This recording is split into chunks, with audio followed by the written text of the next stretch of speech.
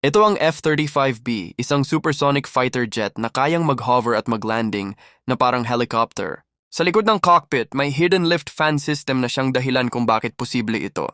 Buksan natin at tingnan kung paano ito gumagana. Ito ang Rolls-Royce lift fan. Humigit kumulang 50 inches ang lapad at may dalawang counter-rotating stages na pinapaikot ng main engine. Itinutulak nito ang hangin diretso pababa na gumagawa ng mahigit 20,000 pounds ng cold thrust. Sa ilalim ng fan ay may drive shaft at clutch. Kapag naka-engage ito, ipinapasa nito ang hanggang 29,000 horsepower mula sa main engine papunta sa harapan para paikutin ang fan ng buong lakas sa loob lamang ng ilang segundo. Sa likuran naman, ang exhaust nozzle ng main engine ay kayang i-rotate pababa ng halos 95 degrees. Ang 3-bearing swivel module na ito ay nagbibigay ng dagdag na humigit kumulang 8,000 pounds ng thrust diretso pababa. Sa bawat wing naman, may tinatawag na roll posts na naglalabas ng engine bypass air pababa. Bawat isa ay nagbibigay ng humigit kumulang 1,900 pounds ng thrust.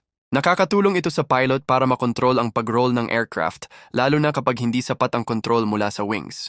4 na pangunahing bahagi ang nagtutulungan sa isang system: lift fan, drive shaft, swivel module, at roll posts na sama-samang lumilikha ng mahigit 40,000 pounds ng thrust. At iyan ang teknolohiya kung paano nagagawang mag-hover sa isang lugar ang isang supersonic fighter jet gaya ng F-35B.